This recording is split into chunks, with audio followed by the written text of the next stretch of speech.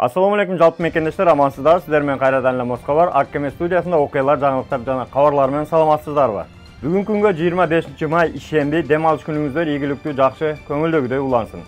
Москвадагы маанилүү кабарлар менен тааныштырабыз. Сиздер бирден лайк басып, бизди колдоп кетиңиздер. Россияда мигранттарды колдоп, коргоп, алар үчүн күйгөн деле депутаттар табылат экен. Айрыкча акыркы күндөрү мигрант сөзү оозунан түшпөгөн, баарына жаман көрсөткөн депутат Матвеев депутат Илдар Гилмутдиновдон сөккө ишитти. Депутаттар сөккөндө бизге окшоп атаңды, энеңди деп сөкпөйт да, бирок сөз менен сөккөндөн да катуу айтып коет. Илдар Гилмутдиновдун сөзүн келтирсек: Если ты не разбираешься в вопросах национальной политики, межнациональных отношений, в вопросах, связанных с этой темой, не надо лезть со своими непродуманными заявлениями, деп билдирген. Кыргызстага которгондо, эгерде сен улуттук саясаттын, улуттук аралык мамилелердин, маселелерин же бул темага байланыштуу маселелерди түшүнбөсөң, анда өзүңдүн ойлоруң менен мурдуңду тыкпа, деп катуу айткан. Депутат Илдар красавчик дегендер бирден лайк басып коюңуздар. Эми уруштун баары кайдан башталды? Мамлекеттик думанын депутаты Илдар Гилмутдинов депутат Михаил Матвеевдин мигранттарды мастурбектер деп атаган сөзүн кескин айыптады. Буга чейин Матвеев мигранттарды кемсинтип, мен мастурбек мынчалык эркин дем алган башка өлкөнү билбейм деп жазган. Эгерде сиз улуттук саясаттын, улуттар аралык мамилелердин, маселелерин же бир темага байланыштуу маселелер түшүнбөсөңүз, анда өзүңүздүн туура эмес ойлоруңузду айтуунун кереги жок. Биз азыр Думага миграциялык саясатты андан ары өркүндөтүүгө байланыштуу темаларды кылдат талкуулап жатабыз. Жакынкы келечекте биз субъектилердин кызматтарын көптөгөн ыйгарым укуктарын чагылдырган кирүү жана чыгуу, въезд жана выезд мыйзамдарын күтүп жатабыз. Биз алек болгон бул бир топ чаралар, иш-чаралар бар деп түшүндүрдү Гилмутдинов.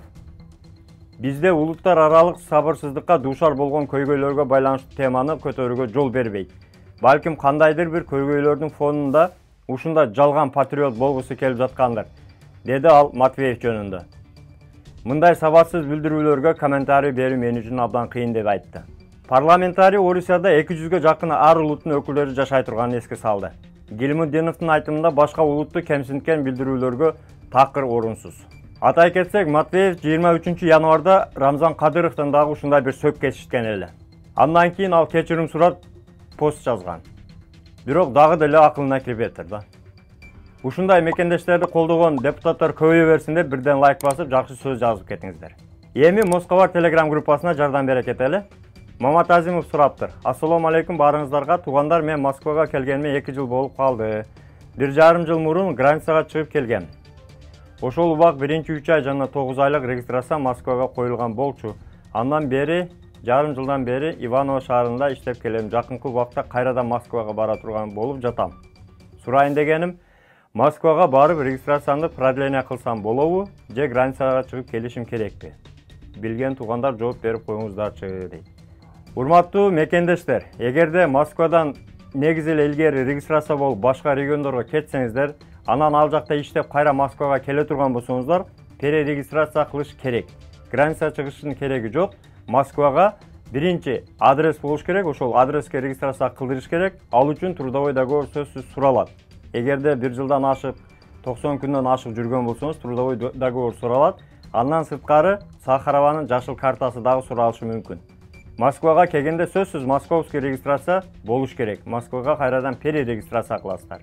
Гүлсайра сураптыр, өзүбүз кантип алсак болот. Негизи акыркы күндөрү Москва жардам группасында Телеграмда көп суроолор бар. Авиабилетти кайерден алсак болот, алданып калдык эле, алданбаш үчүн кимдерге кайрылсак болот деп. Баягы эле Береке, дагы жарайт Кереке деп Береке.ру сайтында астына түшсөңүздөр, авиабилеттердин алуу жолдору бар. Ошол жерде Москвадан кааласаңыз Ошко, Тамчыга, Бишкекке каалаган күнгө, каалаган убакытка алсаңыздар болот.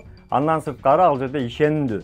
Андан сырткары туугандар, Google Play'ге кирсеңиздер, Береке.ру сайтынын приложениясы бар, тиркемеси бар. Ошол тиркемени көчүрүп алсаңыздар, учардан алдын сөзсүз кара тизме штрафтарды текшерип алыңыздар. Билет алгандан кийин барып, чек арадан өтпөй, акчасына күйүп калбаңыздар. Алдын ала текшерип алсаңыздар болот өзүңүз эле.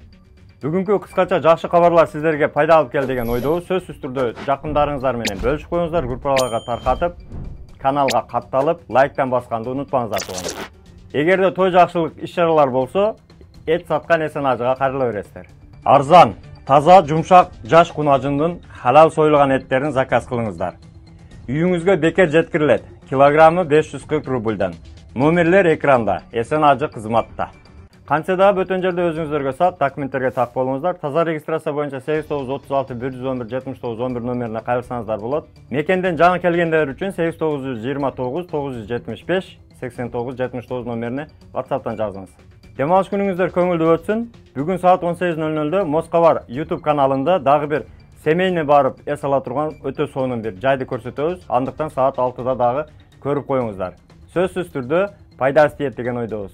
Тапканыңыздарга береке, үй бүлөңүздөргө тынчылык, мекенге баарыбыз эсен-аман баралы. Жакшылыктарда көрүшкөнчө аман жүрүңүздөр. Москвада мекендештер, документ жок кыйналсаңыздар, регистрация бүтүп калса же өтүп кетсе же жоготуп алсаңыз, миграционканы жаңылатыш керек болсо, чек арага коркпой чыгып келейин десеңиз, баягы эле Москвадагы хит болгон Мухиддин ажы кызматта. Өзү до конца айдайт, ашыкча акча албайт, документке жардам берип турлайт, даже кыйналган мекендештерди бекер ташыйт. Мухиддинге Москвардан деп чалсаңыз, по-братски жылуу жумшак барып келесиз.